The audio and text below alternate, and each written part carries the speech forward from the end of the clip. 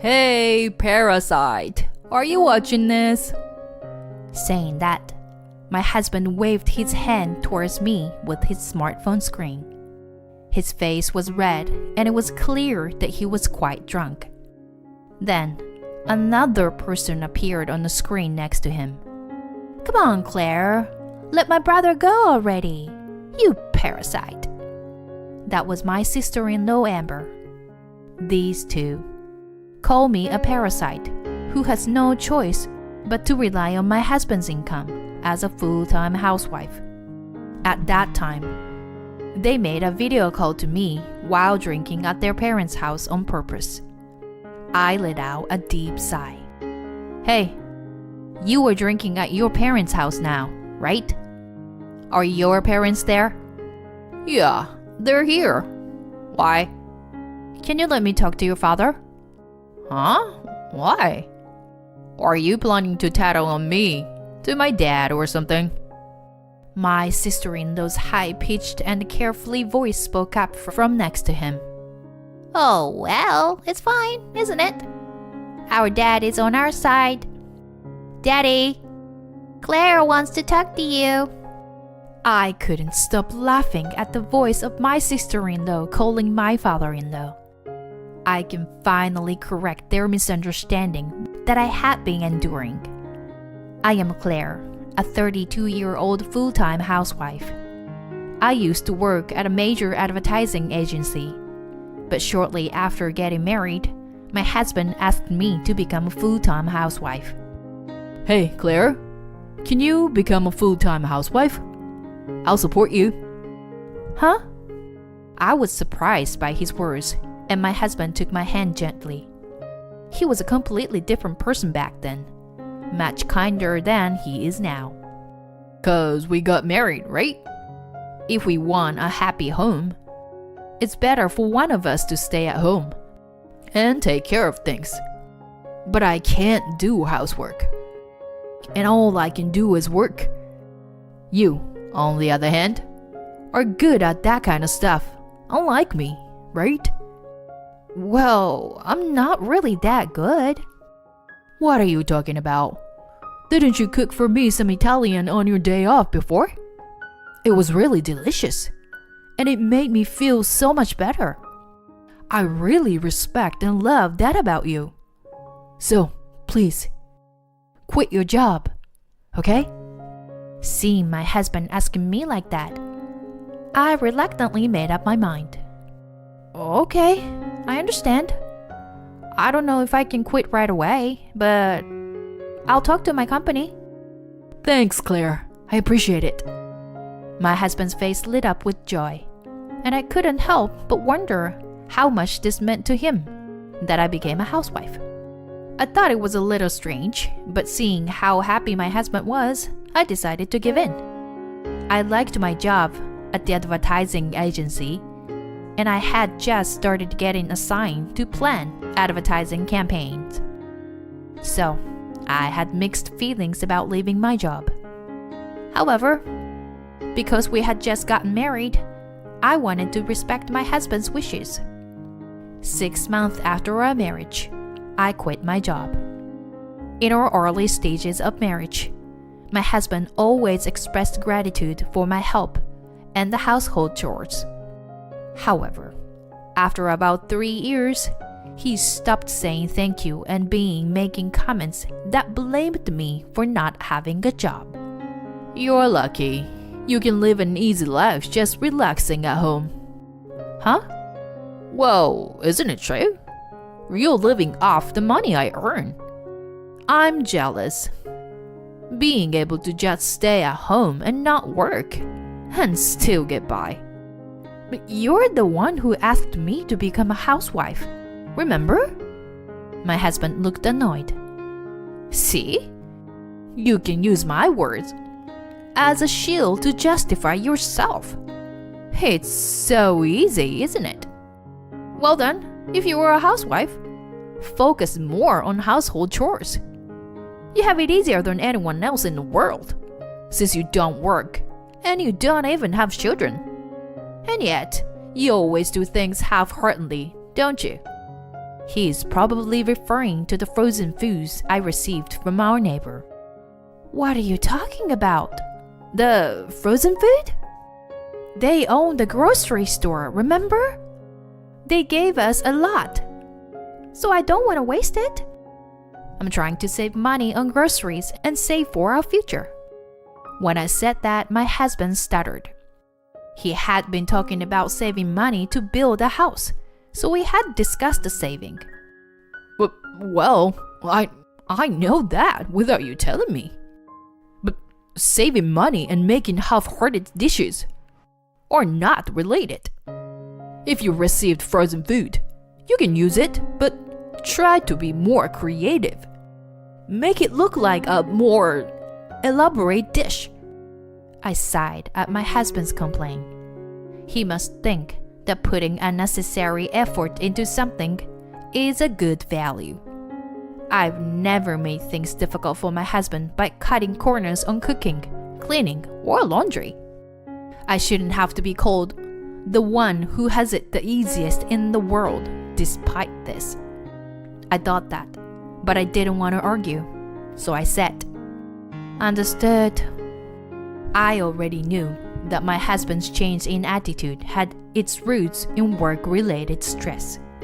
He has a selfish side that makes him think, why am I the only one going through such a tough time when I'm tired and struggling? He only sees his own hardships and doesn't think much about others. This narrow-mindedness makes him oblivious to the effort that I put into household chores. That's why he started thinking, I work so hard, yet the money keeps disappearing because of my wife. It seems that my sister Amber, who dislikes me, also whispered bad things about me in his ear. Claire is like a parasite, isn't she? Amber, who boasts about earning a lot of money as a model, found an easy target to criticize in me, who has no income. She's already in her mid-30s and doesn't know how many more years she can continue modeling. Yet, she's not capable of decent judgment. My husband, who was already small-minded, was further fueled by his sister's words and started using even more hurtful words against me. You are a parasite who has no choice but to rely on my money in my house. So don't act all high and mighty. My husband has been saying such awful things to me for years now. I try to think that there was no point in arguing, but I've reached my limit. Since my husband, Amber, and my in-laws are all here, it's a good opportunity to tell them the truth. So I asked my father-in-law to come over. Oh, hello, Claire. How's it going? Then I told my father-in-law about the abusive words that the two had been saying to me, and about my decision. Then my father-in-law let out a huge sigh over the phone and yelled, What have you guys done? We were going to build a two-family house and live together with Claire's money. I could feel a sudden chill from the presence on the other side of the screen. Yes, my father-in-law was right. I had enough savings to build a house. That was because I still had an income ever after quitting my job at the advertising agency. Actually, I had started freelancing from home and was making quite a lot of money. At first, it was just to pay off my student loans. After quitting my job as my husband had suggested, I couldn't repay my loans without any incomes. So I utilized my experience at the advertising agency and started searching for design jobs, including advertising. After I started working from home, my income increased rapidly, and I was scouted for many projects. By the time 3 years had passed, my monthly income had exceeded $10,000. Since my husband said that he wanted to build a two-family home and live with his parents in the future, I saved most of my earnings for that purpose. I thought it would be a good use of my savings. However, I didn't tell my husband about it because I knew he had a habit of spending money recklessly. He might have suggested going on a trip or buying a large TV with my money. But I secretly told my in-laws because they had always been kind to me. I continued explaining to the screen until I started being called a parasite by Wayne and Amber. I didn't mind living with you and contributing money to build a two-family home at all. But their bullying towards me has been increasing year by year. Amber even asked me to set her brother free. So, I will do as she said and set him free. I will divorce him. So please forget about the new home. When I told my father-in-law, he shouted at his son and daughter with a trembling voice that even I could feel the vibration through the phone. You two. Why do you always do things like this? We've had to apologize to many people because of your rude behavior, he exclaimed, and my mother-in-law's voice joined in, sounding concerned. Hey, what is this? Why are you shouting like that? Wayne and Amber did it again. They spoke rudely to Claire, and now she's angry. She asked us to forget about the two-family house plan. What? No! My mother-in-law was shocked. I didn't know anything about that. So, there's nothing I can do, right? That's right. It's your fault for staying quiet. My husband and Amber also fought back, but the father-in-law's voice grew even more intimidating. It's because you guys say rude things. Their argument continued over the phone, and I listened silently for a while before I got tired and hung up. The next day, they all came to our house together and bowed their heads in apology. Claire, I'm really sorry. Wayne and Amber were completely unaware of their rudeness. My father-in-law spoke, and my mother-in-law also chimed in. We feel so bad. We're ashamed that we didn't teach them enough. We'll make sure that they will never say something like that again. After apologizing individually, they turned their sharp gaze to my husband and Amber. Claire, I'm sorry. I was the one to ask you to become a full-time housewife, but something was going on with my job. To tell you the truth, I was demoted recently, and I said some unnecessary things because of the stress. I wasn't serious about it, you know? Besides, if you can earn money, we'll be okay, right? Please, forgive me. You didn't start your abusive words at me recently, did you? I said, and then I took out my smartphone and played back the saved audio data. Don't act so high and mighty when you're just a parasite relying on my money in my house. It's really unfair to live off the other people's money when you have no income of your own, isn't it? You couldn't survive without depending on me, could you? Relying on others for everything might seem easy, but it's actually quite miserable. As the terrible words I received from my husband and Amber over the past few years echoed through the room. This is only a portion of what I have as data. Then my father-in-law raised his voice again. You! Did you really say such terrible things?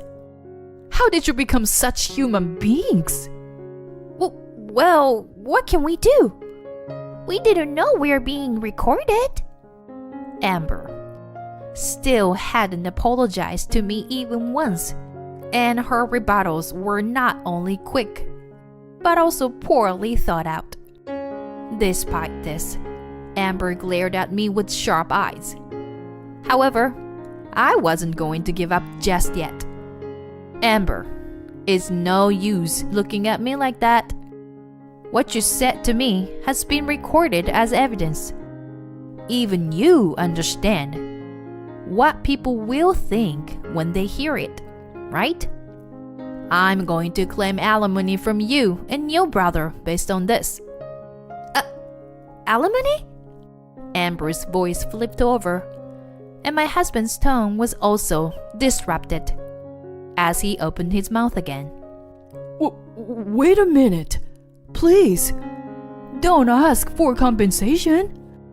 We've already apologized. This is not a joke. You can't expect me to forgive you with just a few words of apology? Well, perhaps we should bring a third party to objectively assess this situation. Don't worry. If it's an unjustified claim, it won't go through. But my husband's voice trembled with uncertainty. It's only natural. If a third party is brought in to judge such a matter, it's clear that the two would be blamed. With a troubled expression, my husband turned to his sister. Sis, you should apologize properly too. After all, it was you who started calling her a parasite and all that. I wasn't serious. What? Are you trying to blame everything on me? 'Cause you were more responsible. And I already apologized, didn't I? Who's more responsible, you're saying? I sighed at their argument. It seemed that their parents felt the same way. After a while, their father scolded both of them again. Both of you, cut it out. It doesn't matter who's at fault. Saying that, he shook his shoulders in anger. I said to him, "Thank you very much for understanding. I really appreciate you, but my decision will never change. I'm going to get a divorce and claim compensation." I see. If that's what you've decided, there's nothing I can do. Anyway, we'll do our best to respond sincerely. And so, I ended up getting divorced, and of course, I also demanded compensation. My husband was struggling to pay the compensation because he had been demoted and his salary had significantly decreased. Amber seems to be struggling even more than her brother and called me crying, asking me to reduce the amount of compensation. It was no surprise, since the demand for models in their late 30s were low, but Amber couldn't let go of her past glory and clung onto her job as a model. Despite her drastically reduced income, she still had the spending habits of the past and had been in debt even before. I didn't sympathize with her and refused to reduce the compensation. In the end, both my ex-husband and Amber had to rely on their parents and move back to their home. Who is the real parasite here? I wonder. As for me, I resumed working at the advertising agency and obtained permission to continue working as a freelancer. With the monthly compensation and my savings, my future is secure. I can now do what I love and enjoy my life to the fullest.